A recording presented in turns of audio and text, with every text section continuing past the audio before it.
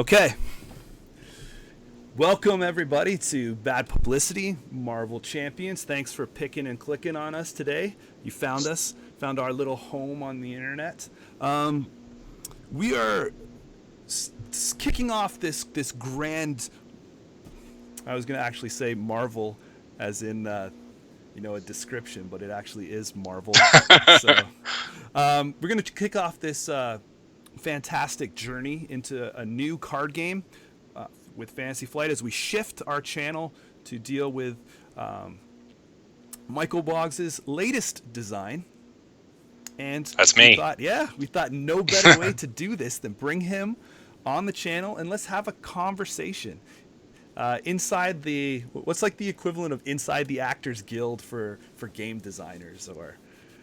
Oh man, inside the game designer's den, inside their basement, the only place they reside. What's going on, buddy? Hey, how you doing? It's good to be on. I've missed coming on here. It's been a while.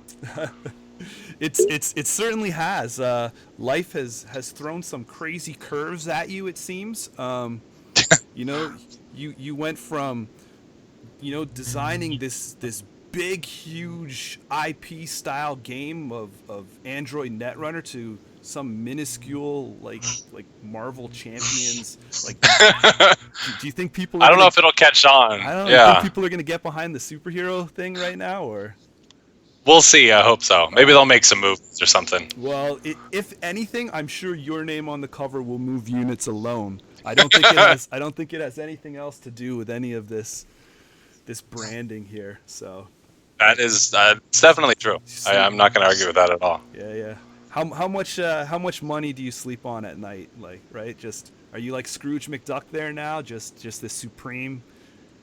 I'm like Walter White, the one that's just got all the in my little like storehouse away. Yeah, so just throw a pillow on top of that. It's real comfortable. All right, well, I hope that was a good enough introduction for those people that don't know you. So there he is, Michael Boggs, the man behind, or one of the men behind this Marvel Champions game. Michael, so let's just dive right into some of these talks about how you move towards Marvel Champions. So I don't want to dwell too much on the past, but you are coming from a game like Netrunner, very different kind of card game, that asymmetrical feel. Now you're shifting from a very competitive card game. We all know that community was diehard, still is diehard, to co-op, and not just a co-op game that is like Arkham Horror. I mean, you guys promote full co-op in this, right? Like, you could almost play open-handed. You're sharing that much information. Oh yeah. So, can you talk about that move to like designing a cooperative game coming from the competitive gaming world? Yeah. After Netrunner ended, they told me that we were going to start up a new game. That game ended up being Marvel Champions, and at the time I knew it was going to be Marvel related. They mentioned it was going to be co-op, but I didn't know in what fashion, what form it would take. So over the development process, we just kind of did whatever felt right. Like, we had the design team kind of had a pretty clear picture on what we felt Marvel was to each of us. It was kind of empowering, but it was also about teamwork and friends and stuff, and so we really wanted to create an experience that was very much in that vein. We wanted to make sure that when you sit down at the table with your friends or family, you feel like you're working together. And for me, that was a bit of a shift because I was never much of a cooperative gamer in the past. I'd played some games before, but most games that I played that were cooperative, I would almost always run into the alpha gamer problem. I actually remember when I was in Korea, there was one cafe that I went to. It was like a Sunday. They had like a board game thing, and I was really excited to go. And then I don't remember which game I ended up playing, but there were 5 people at the table, and really only one person was playing the game, because like everything we would do, he'd be like point to the cards on our table, be like, oh no, you should exhaust that and roll this dice instead, and it was fine, it was an okay game, but it just really took away the thing that I wanted to. I just wanted to play the game. That was it. That was the only reason I was there. And I felt like a lot of the cooperative games that I had played in the past, I couldn't really do that as much. So once I started working at FFG, that was kind of my first chance to play Arkham Horror, and I was kind of surprised at how that game works against the alpha gamer problem, and that you build your own deck, you have your own hand of cards, and in that one you don't share information as freely as you do in Champions. But there was like this nice. Suddenly, I was kind of in control of my own actions, and experiencing that was sort of encouraging when we went into Marvel Champions. So I really tried to take the excitement that I found from Arkham Horror and translate it into a game that, into a genre that I wasn't so familiar with. I really wanted to make sure someone like myself that might not play a whole lot of cooperative games, someone like that was still attracted to this type of game. Was there ever a moment, like, I've seen a couple games, and I'm glad you didn't go this way, so I'll get that out the way now, so now you can answer a little more freely. But I've seen a couple games go with the semi-cooperative game where, sure, we're all playing together, but, like, there wasn't like a thing in this where I was like at the end, well, I cleared 3 schemes, so obviously I am the most, dominant superhero, or I got 5 extra points because my nemesis came in and I fought this bad guy, and for every minion that I killed, you keep track of points or something like that. Like, you guys went pure co-op, where all of that was tossed aside. Was there ever a moment that you thought about, like, did semi-co-op ever kind of come into the discussion? No, not that I remember. I think for all of us, even beyond the design team, just everyone at Fantasy Flight, whenever we would talk about Marvel, it was very much, always intended to be just an experience that you were doing together. If you watch any of the movies, if you read in the comic books, it's always about like the bad person trying to do their evil thing and a band of heroes trying to stop them. And we just wanted to emulate that as much as we could. So the idea of semi-cooperative never really came into play. It is an interesting concept, though, but we never really had that discussion. Yeah, because I think that's one way to also keep it clean of that alpha gamer syndrome, 100%, right? Because there's nobody that's going to screw over the rest of the team to get that extra 3 points on killing this minion or delivering the final blow or doing that kind of stuff and just wrecking, like, it's almost like that old Leroy Jenkins video, right? That one guy, especially when you're playing cooperative, you have one guy setting up the whole turn, and you guys are really getting into some deep dialogue, and then some guy's just like, yeah, on my turn, I'm just going to kill this guy anyway because I want to do that and get the points. So, yeah. Do you see the design space where you're building that level up? Is that how when you're making it, going with the advanced scenarios or the mixing and matching, is that how you're kind of building that kind of tiered system in there? Yeah. We really wanted the core set to be an experience that honestly anyone could jump in on. Like, Marvel is such a broad property at this point. Everyone in the world knows it. And we knew a lot of people were going to be, just by virtue of being a Marvel product, we knew that a lot of people were going to be attracted to this game that might not be attracted to other games that we put out. So we wanted to really keep the base as broad as possible. So we offered a lot of content in there that is, very simple to set up, very easy to play. Like Rhino is intended to be that. Rhino is an introductory scenario. He's great to learn on, but some people just legitimately like playing against Rhino. And I've also seen some people who find Rhino difficult because they're not used to card games. They're not used to those types of mechanics. So, we try to capture from that audience all the way up until you're fighting against expert Ultron with MODOK shuffled in, the hardest of the hard. We really wanted to give a lot of. I hate fighting against Ultron and MODOK. It's such a pain. But we wanted to give a lot of that granularity in between because we knew we were going to have so many different people from so many different backgrounds coming in and playing this, and offer that content. I think that was an important thing. Does that how big of a weight does that play on you when you're sitting down and designing a game that is brand new, and you're designing that core set element, to say like, okay, I have to have so much of my direction has to be for people that this might be their first break into living card games, but I also want people that are going to, stick with this game through many booster packs and expansions, that are coming to the table with experience in card games. So how does your mind work in balancing that, to say, like, because it's, I mean, you talked about it before. I mean, you put five, 6, 7 superheroes on a box, and people are going to walk down the store and just be like, I'm going to buy it, right? Yeah. I mean, Yeah. it's not like, if there's people like me that box could have been black and it just could have said designed by Michael Boggs, and I was like, oh, I know that guy. I'll give that game a go. It seems like a good fellow, right? But you have the weight of years of intellectual property now pasted on that cover, that someone that might not even know squat about what a Fantasy Flight Living card game is has now picked it up. But and then some people might not even go into those booster packs. So that content you're packing in there, how do you guys go about it, like leveling that off? I think we always kind of gauge everything that we put in the core set by like almost like the what is the simplest we can keep it, what is the most introductory point we can keep things. And obviously sometimes we push beyond that, but I think at the end of the day, like, no matter what core set you're creating, making sure that people can jump in there, that's always important.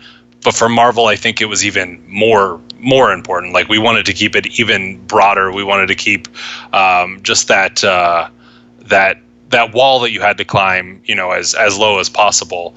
And I think we've kind of found, just historically, pretty much any LCG that we make, people who are dedicated, people who are hardcore, are going to be able to, find things to chew on. And almost, it doesn't matter even what's in the box. Like, if you can build a deck, if you can put cards together, people are going to make that into an exciting experience for themselves if they're really into that sort of thing.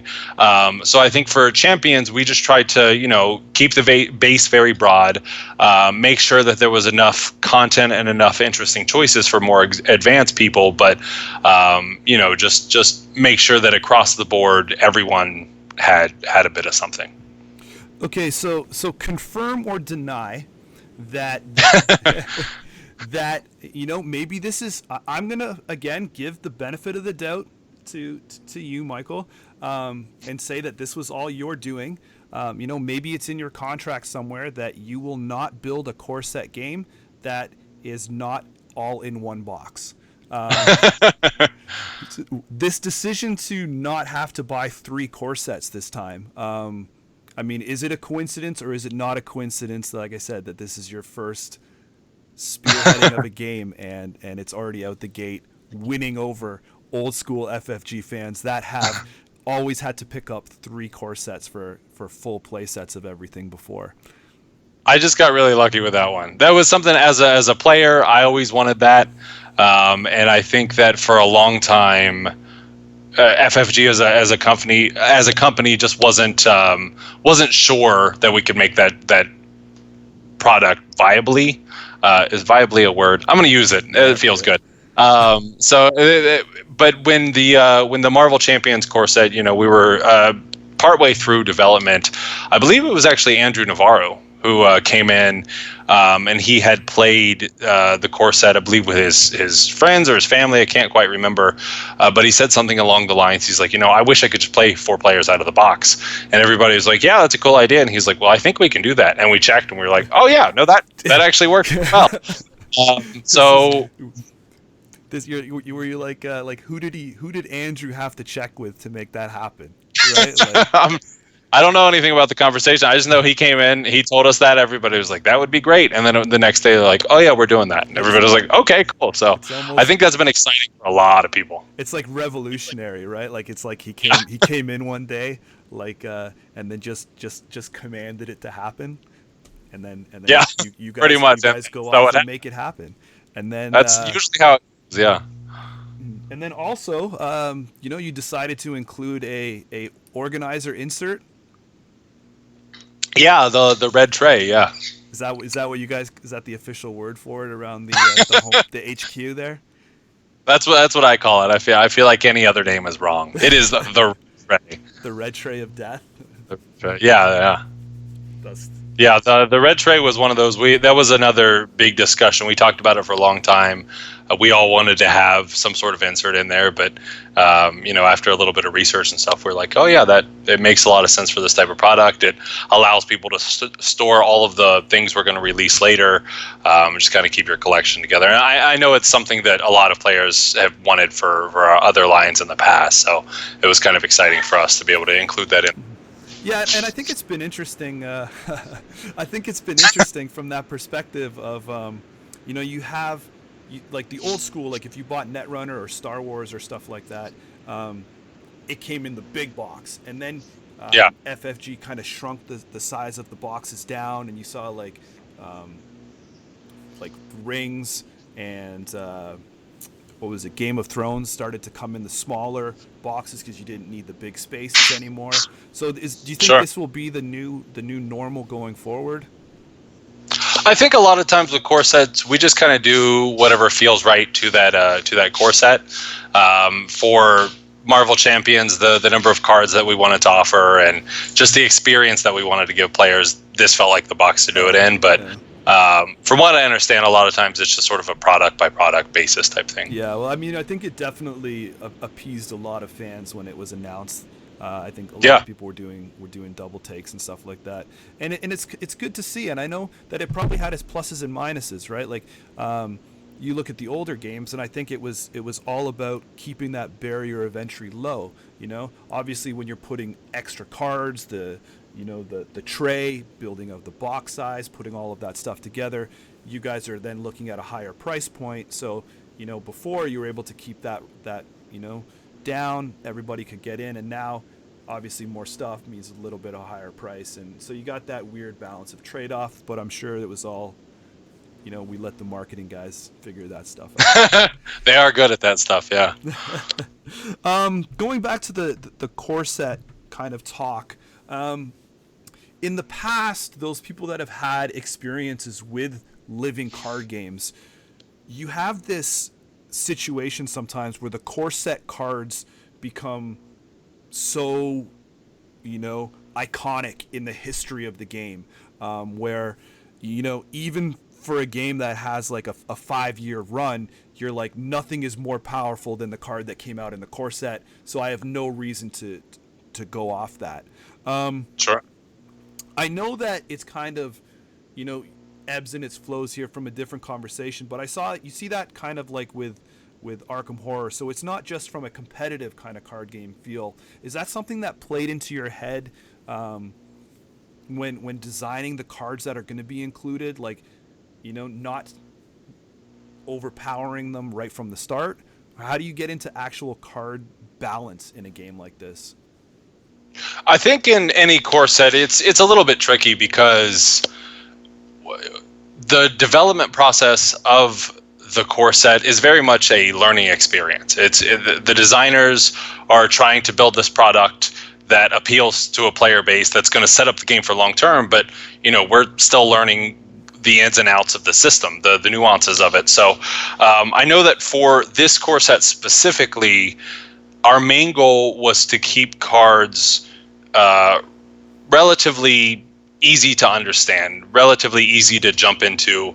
And so a lot of our effects, we really tried to lean into that. I mean, a good example would be like Uppercut, 3 cost, deal 5 damage, just super simple. Another one like Avengers Mansion, just choose a player, that player draws a card. And those effects are very, very powerful. But we all kind of agreed that starting, with the most simple, basic effects, that was best for this product. And then going forward, anytime you're releasing packs after the core set, you're always having to keep the core set in mind, the balancing, the power level of those cards. But I think the big thing that we've tried to do with the packs is really lean into kind of different design spaces and try to create different play styles and stuff. The core set play styles are relatively simple right out of the box, but the packs after that sort of kind of give you more nuanced things, more interesting decisions and stuff. And if we've done our job correctly, then the power of all of that should stay across the board. I am sure though that there are some cards from the core set that they're going to see play for a long time, like Avengers Mansion. I could see that going on a lot of decks. The 3 energy cards, the energy, genius, and strength, those are very, very powerful cards, and we've tried to create more options as time goes forward, but a lot of those options are more geared towards a specific play style, and if you do that play style, they're a little more powerful. If you're not doing that play style, then maybe they're not as strong as kind of those more basic options. Yeah, I mean, and I think from that perspective too, like I've seen a lot of comments out there to say that, well, not a lot, but I mean, if you get into Reddit, I mean, it could be a downward spiral. But if you look at people saying that, oh, the game is pretty simple, it's not too complex. There's not cards that are doing so much wacky interactions and doing things. But I've resisted the temptation to get on there and try and defend with history of Fantasy Flight. But usually core sets are not supposed to be that wacky, complex, weird interactions. So I am correct in assuming, and then because that's what the expansions are for, right? Like you get deeper mechanics, deeper interactions, deeper deck building options as you go along with the game's history, right? So that was actually, I remember multiple instances throughout the core set for different aspect cards, different heroes and stuff. Like we would play certain cards one way and have them like that for maybe a couple weeks, and then we would talk as a team and say, how can we actually make this even simpler? How can we not necessarily strip it down to its basics, but how do we make it as introductory as possible? And that was really, with Marvel, probably more than any other core set we've done, just keeping that barrier of entry low. That was really our top priority. So I definitely understand maybe people looking at the core set and saying it's very simple, but that is very much by design. That it was very much intentional. And if that is the conclusion that people are drawing from it, as long as they're still having fun with that, then I personally think we succeeded. So what about, to me, I think a huge positive for this game right out the gate is the diversity that's packed in the box from the hero selection. Are you able to talk about kind of what happened around the designer table when you're looking to include these heroes that were packed in the box? I don't think that most people would have expected a game, to include somebody like She-Hulk, right? Like she hasn't, and you guys already announced one of the next expansion packs is Miss Marvel. Like I think she has a Disney Plus show coming or something, right? But same with She-Hulk. You hear all the Marvel rumors and stuff, but those are characters that A, haven't seen the spotlight, and B, they haven't. It's not. It's not 5 male superheroes, right? So, can you talk about the diversity issue? I mean, my daughter and my son love. They're at the age when they're just getting into superheroes and stuff. Now they don't play the game, but I have the cards sleeved in binders, and they like to go through and look at them. So yeah, my daughter's super pumped to see Captain Marvel, especially with all the Captain Marvel toys that were in the store. My son's a huge Black Panther fan, so including cool. Black Panther from that diversity perspective. Were you guys? Did that play anywhere in the back of your minds, or were you just like, no, this is just who we came up with? No, it was a conversation for sure. Like early on, we wanted to make sure. I think the very first discussion we ever had was making sure that we chose heroes that sort of were easy for people to recognize. So Spider-Man and Iron Man, for example, are good, are kind of the reason that we picked them. But we also wanted to pick heroes that were maybe less known like She-Hulk, because we wanted to show that this game is very much inspired by the comics. But once we kind of had that decision of wanting to couple the more known heroes with the less known heroes, we like kind of going back to wanting to keep the core very broad, very open to a lot of different people. We really tried to choose a cast that would speak to a lot of different people, and She-Hulk was one of those. Actually, when she was first brought up, I'd heard of She-Hulk. I didn't know a whole lot about her. I think it was actually Brad Andrews that mentioned her. He was like, she's an awesome character. She has a really strong cult following. And one thing that we thought was really cool is our strongest, most physically powered character is female, and that doesn't happen in a lot of other games. So once we kind of realized that those nuances, we were like, yeah, that's cool. It's something that I think a lot of other games should probably do more of, and we were kind of happy that we had the opportunity to do that.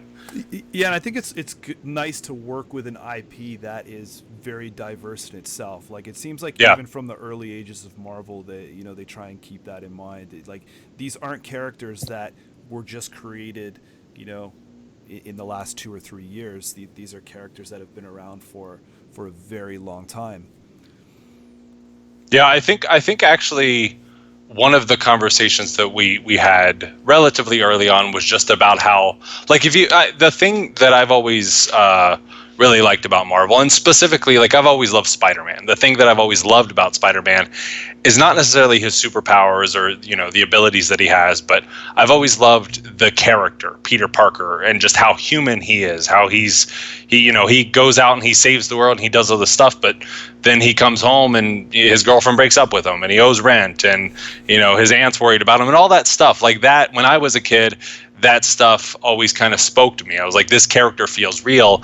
And Marvel across the board, I think, is excellent at doing that. They create these characters that are from all types of backgrounds, and there's so much to each character and so much diversity in their cast. And if we hadn't captured that in the core set, I think that would have been a mistake. So we all felt like that was the direction we had to go. That was, well said there.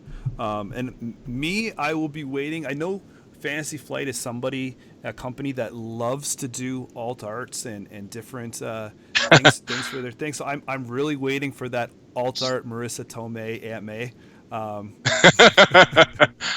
You'll have to contact OP about that. They're the ones to talk to. Yeah. So, what about the deck building process? You guys have, you're sitting there, blank canvas.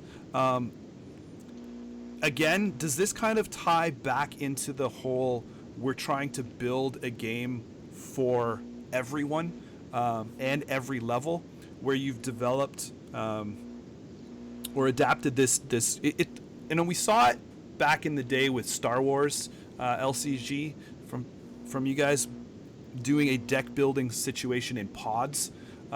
You could if you picked a pod, you had to take every card from that pod and put it in.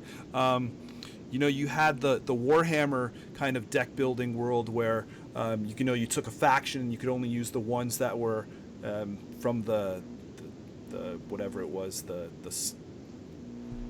circle, and it had all the, like the ring thing. Yeah. And you could only use the ones that were associated with it. So you guys have kind of gone in this new way where you've built these aspects of a hero, and you pick your hero, you get your dedicated pod of hero cards.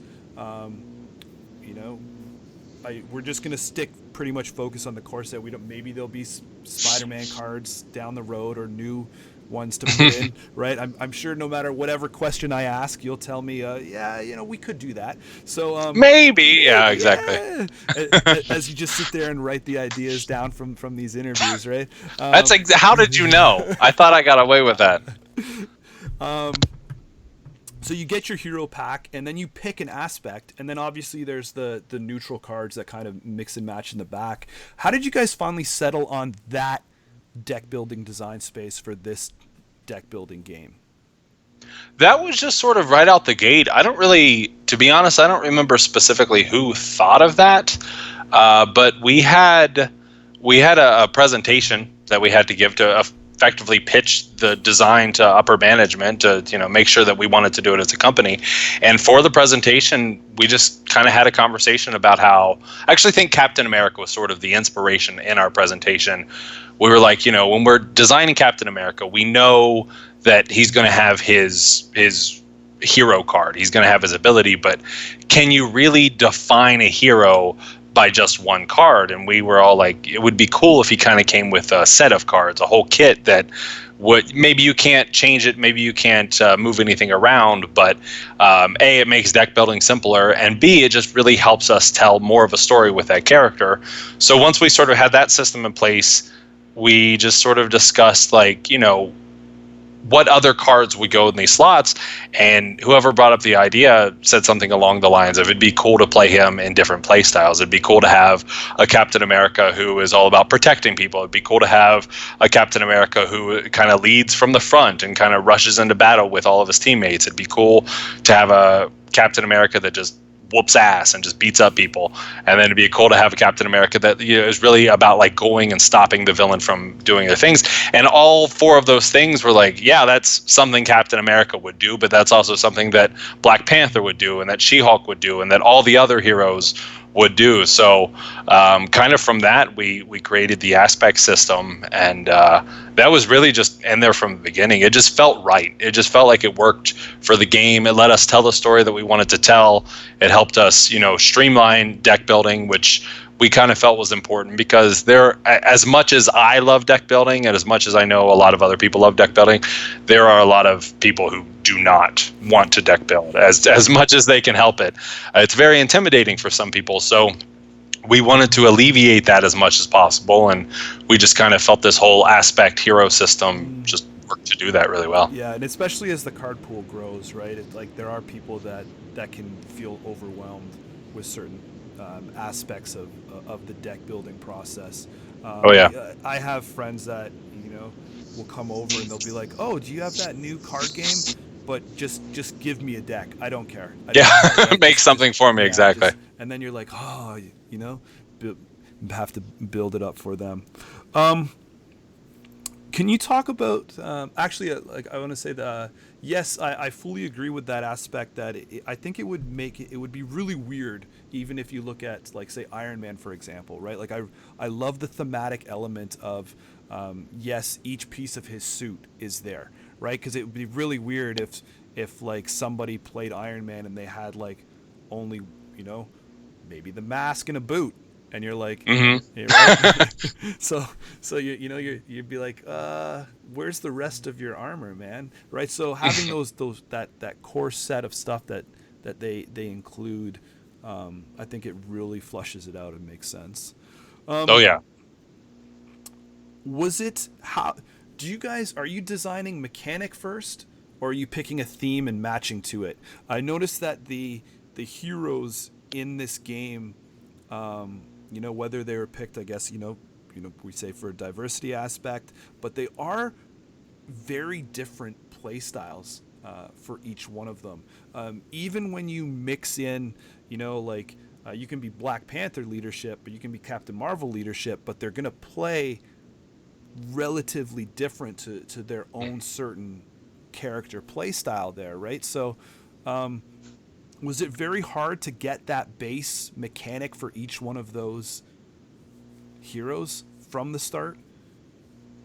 Some of those just fell into place pretty naturally. Whenever we sit down to design a new hero, heroes are almost always thematic in their kit. Like we'll talk about who the hero is. We'll talk about how we want to represent them in our game. We'll talk about just how they're represented sort of in the Marvel universe, and then from there, once we sort of have a really good basis of how that hero exists in the world, we will start to kind of port that over into mechanical things.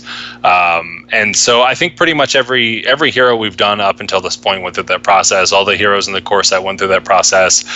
Some of the heroes are trickier than others. Like I remember Black Panther getting his whole Wakanda Forever suit thing to sort of work correctly, and just getting that whole process down. That took a little bit more time, but we knew that we wanted to make him kind of use his suit in a different way than Iron Man did, and we knew that we wanted to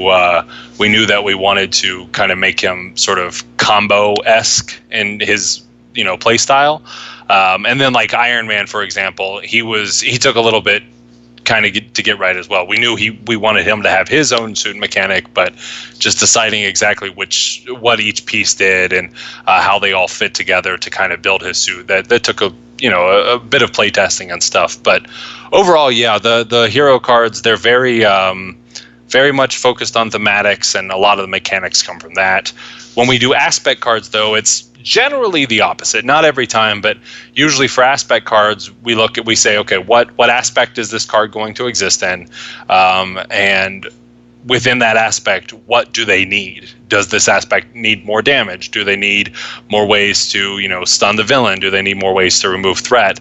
And once we've kind of decided how we're going to fill whatever hole we're going to fill within the aspect, or whatever play style we want to kind of open up, we try to create a card around that. There are sometimes, though, we'll have like really cool pieces of art, or somebody will think of a cool title and that really captures some sort of moment in the universe, and we're like, oh, let's build a mechanic around that. But generally the heroes are the thematic ones, and the aspect cards are kind of more mechanical ones.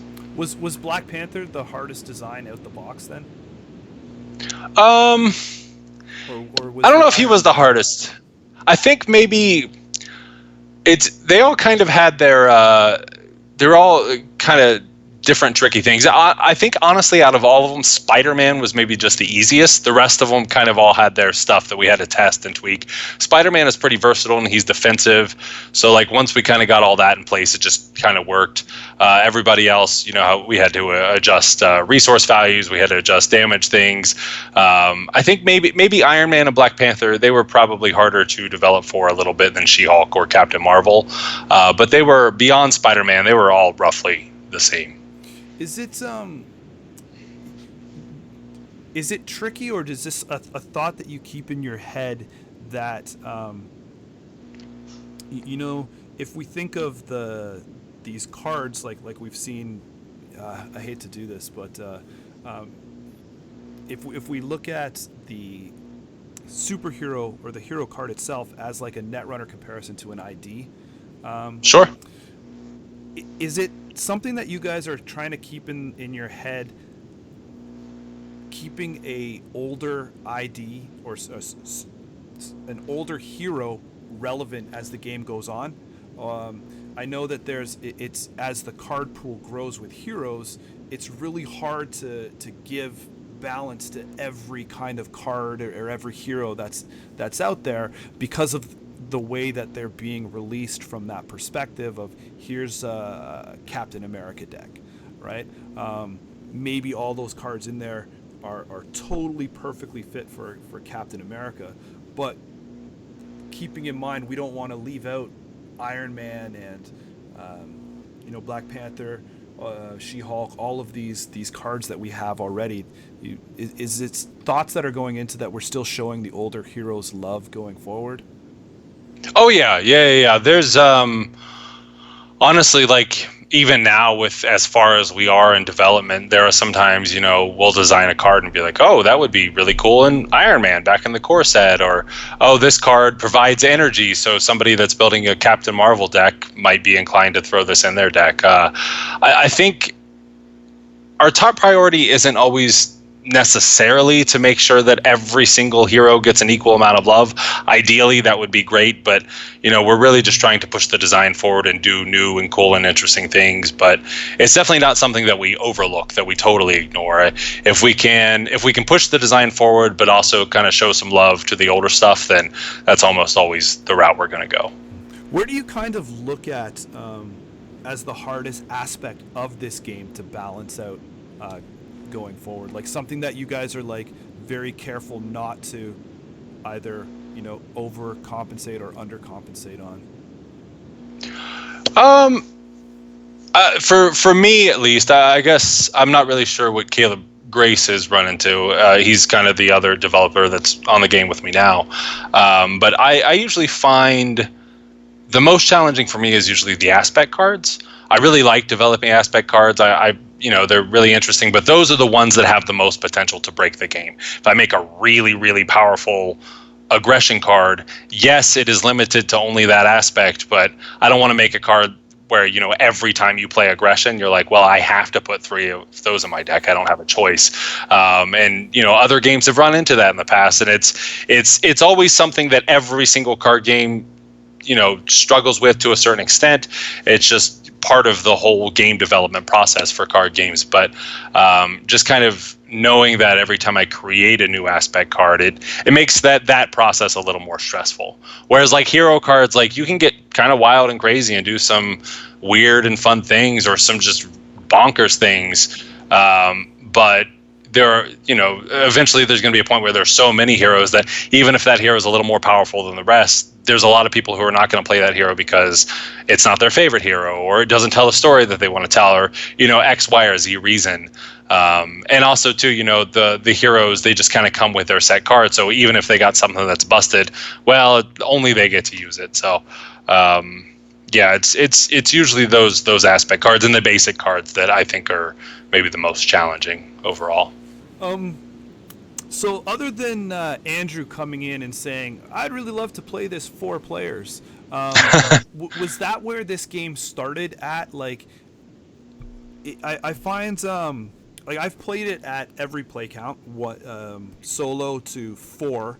I find it drastically different at every one. If you, like, for example, soloing with Iron Man on certain scenarios is not going to be the easiest challenge. You really have to hope for certain cards to show up and do certain things. But Spider-Man's pretty well rounded in solo, but he also plays well in that in that team environment. But is there a player count that you guys kind of were gunning for out the gate, or a sweet spot that you feel this game really accelerates at? Unfortunately, my games at 4 player have always been with a new player, so I can't. I can see how the game can kind of, drag a little bit at that 4 player count as you're waiting for your turn to go around, or and I don't want to say downtime, because you if you're really there talking it out and not trying to be that alpha gamer, you can do actions on other people's turns. You guys have built cards in to be able to be like, oh, I can help you out. Let me use my helicopter. Boom.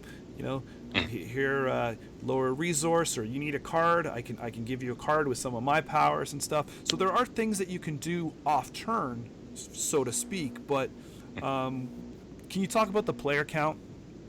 Really? Yeah. We some feelings on that. I think for generally, at least for myself and Caleb, we've had a couple of conversations about this. We see this sweet spot being, at 2 to 3 players. We know a lot of people want to play single player, and we want to encourage that, and we want to support that.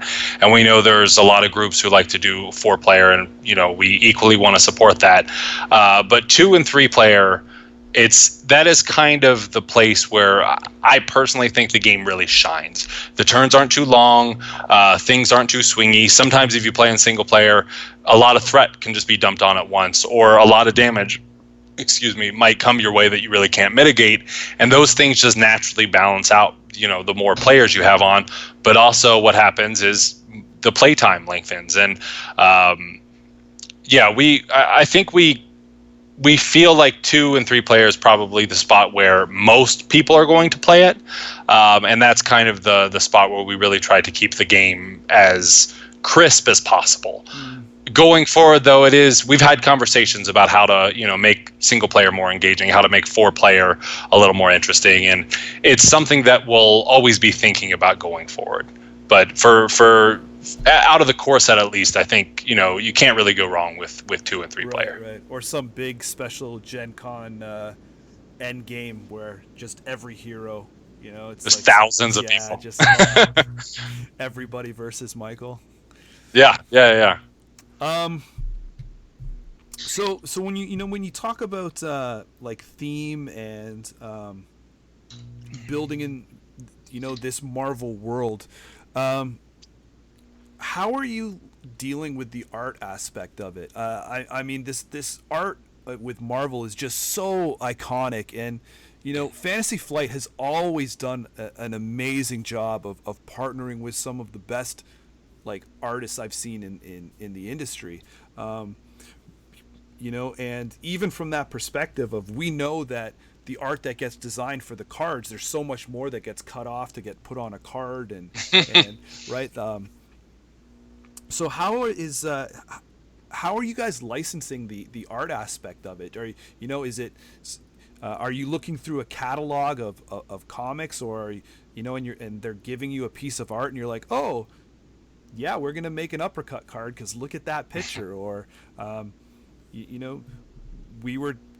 know we have all of this Rhino art we just bought, so I guess Rhino's the starting character that's going to be in the core set.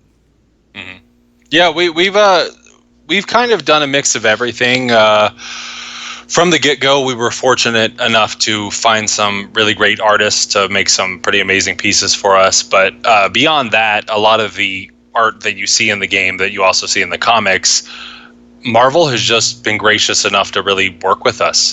They've given us a lot of access to things, and we kind of have a relationship now where if we're looking through the comics and we see a piece that we really like that we think is going to fit on the card, we can contact Marvel and they'll send us that image, and we can just kind of include it as we need to. So really, it's at the end of the day, it just comes down to them being very flexible and working with us, which we really appreciate, because it's allowed us to grab some really, really amazing images. And kind of at this point, like we have such a large database of things that sometimes we do just kind of go through and kind of cherry pick and are like, oh, that's an awesome piece, we have to throw this on a card. And we don't generally build effects around those types of things, but sometimes we'll see a piece, we'll see, an effect that we've tested and be like, oh, how do we marry these two? What title can we give it? What flavor can we give it?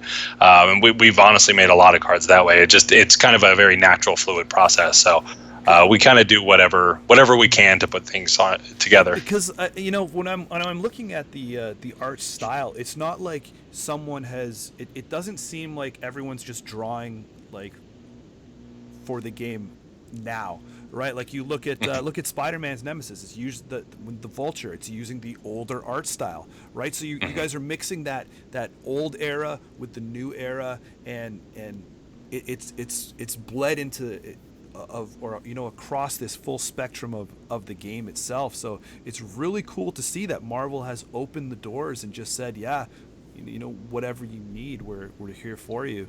Oh yeah, it's been, and one of the things that we really wanted to do was sort of so our inspiration is the comics, and every few years there's always villains that kind of come back that have new costumes, or heroes that come and kind of have new abilities or new things they can do. But we really wanted to capture what we felt was the most iconic. Vulture is actually a great example there. Like, I was reading a comic from not too long ago, and the Vulture, he's got like this orange helmet on and his suit's all modernized and he looks really cool. But when we were making the Vulture before, like, we saw that art and we were like, that's an awesome Vulture, but that's not the Vulture necessarily. That's not the version of Vulture that we want to capture. And we really tried to push forward these versions that we felt were the most, that kind of spoke to us the most, the ones that, were really definitive for us. So I'm very appreciative. Marvel makes my job a lot easier every single day. Just their willingness to work with us.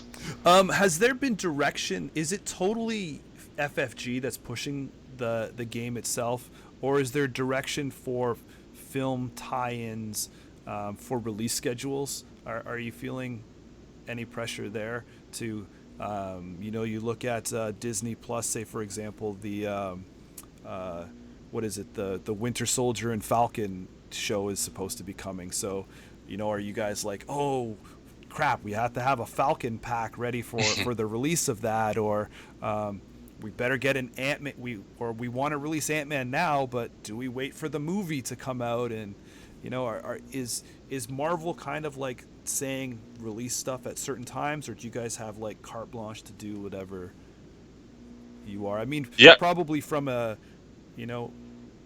the marketing team, again, behind the scenes, they're probably giving you the wink wink nudge nudge, but on timings and stuff like that. But I don't know if that was if you if that plays a factor. No, not really. We've kind of had just pure freedom. The game that we're creating. Again, the comic books are the inspiration. They are the basis, but we know that a lot of people that are going to be coming into this game don't necessarily have knowledge of the comics. I actually have a friend who was super excited for when this game was first announced, but he was telling me, he's like, oh, I don't even know who some of these characters are. He's like, I've only ever seen the movies, but he loves the movies. So we really wanted to kind of create a hybridization of characters that were very popular up on the big screen, household names with the lesser known names, and in that process we've just sort of been given the freedom to kind of pick and choose and do whichever heroes we feel are best. Sometimes scheduling releases together, it can be beneficial for both parties, but that's not at all been driving the design or anything like that. Like we do the heroes we think are fun. We do the heroes that we think people are really going to enjoy. And if those kind of coincide with things that are out in the media, great. If they don't, then that's totally okay too. I know we were talking offline a bit, but funny story for the viewers there is that, I was telling you how disappointed my son was because you seem to have pulled a ruse on him when you put Thanos on the cover and there's no Thanos in the box. So he was a little disappointed there when he was trying to look for Thanos on a card, but alas, we'll have to... Maybe one day. Yeah, maybe. Who knows? Who knows? Is there any cool stories that you can tell about actually Marvel in the background? Did Marvel or, because I'm sure from that perspective, like Fantasy Flight has laid the groundwork for when they were an independent studio, just getting some incredible licensing, like, taking the chance on Game of Thrones back in the day. Everybody has heard that story, a couple times. And with the relationships that were built up with Lucas film, and then Disney bought them, and then that same courtesy was to continue. Everybody was wondering what was going to happen with the Star Wars IP once Disney bought it. Was it going to be like a Netflix thing in Marvel where they're like, and we do no business with you? But it seems that I'm sure of the previous relationships that were laid the ground with Star Wars kind of probably helped pave the way for Marvel. But was there any cool little Marvel stories that, like, you've got to meet some of the Marvel actual comic book creators, some of the art team that has done some Marvels? Do you have now a copy of Venom issue 1 signed, Todd McFarlane, somewhere in your house?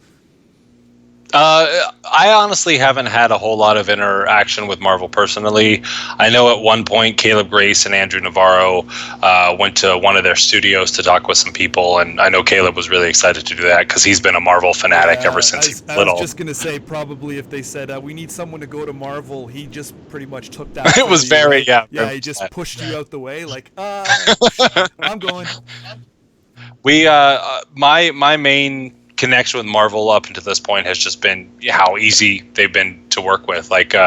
Every idea that we come up with, everything we send them, they're very receptive. They're very easy to talk to and bounce ideas off of and stuff. So I haven't really had any specific sort of interaction with them, but just as a company to work with, they've been really, really awesome.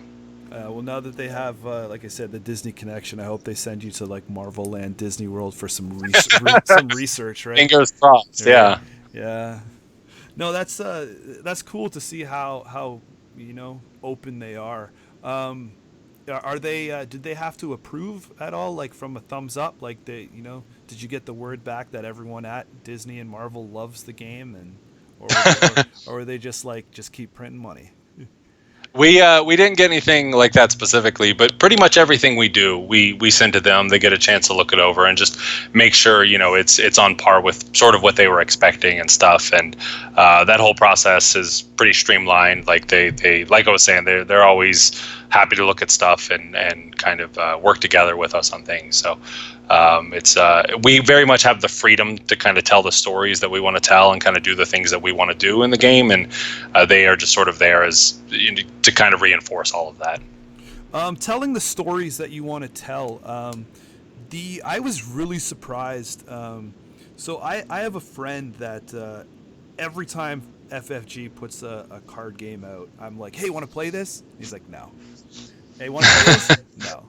And then this time he was like, hey, FFG's putting a card game out. Are you getting it? I was like, I'm like, there's a good chance.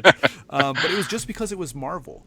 And he was going through and he was like, drooling over some of the deep cuts here. When you get into the I guess, spoiler alerts. When you get into the claw scheme and they're talking about the Crimson Cowl, I was like, that totally was unexpected. I'm like, you guys went some good work putting in this thematic story across the board. I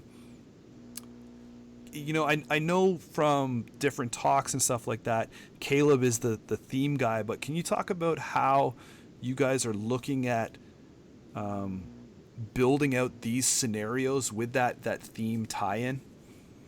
Yeah. We're always trying to, kind of like I was saying before, that we want to capture the essence of kind of who we feel these characters are, or who best represents these characters.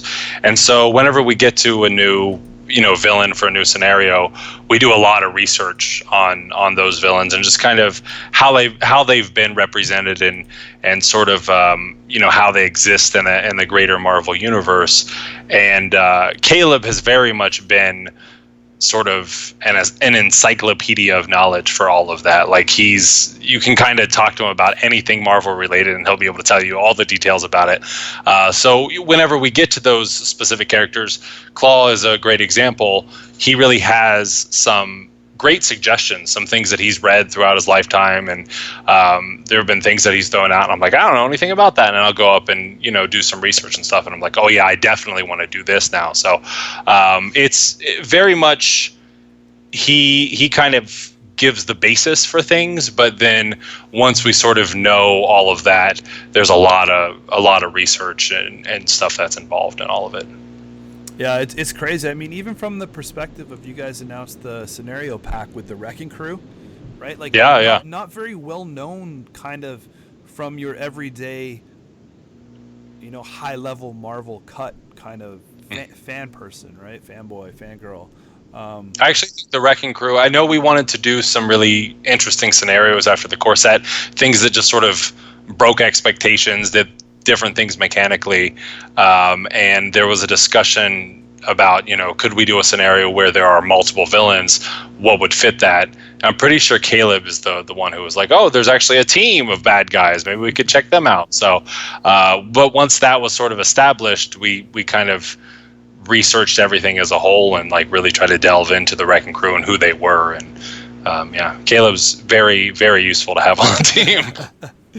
Yeah, it was, like I said, it was just a very interesting stuff from the core set, where you have Ultron, Claw, Rhino as, doing those main schemes. It was well picked, good diversity there, and having that little mini story that kind of tells across all of them was, I didn't see it coming. I didn't expect it. That's awesome. So I'm glad you appreciated that.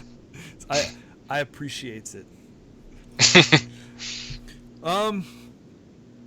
Yeah, I think from overall, just talking about the core set in general, Michael, I think we've pretty much covered most of the stuff, unless you have some crazy behind the scenes story you're saving to share. But you've exhausted all of my questions here, so. I think maybe, yeah, if I were to say anything, I've just been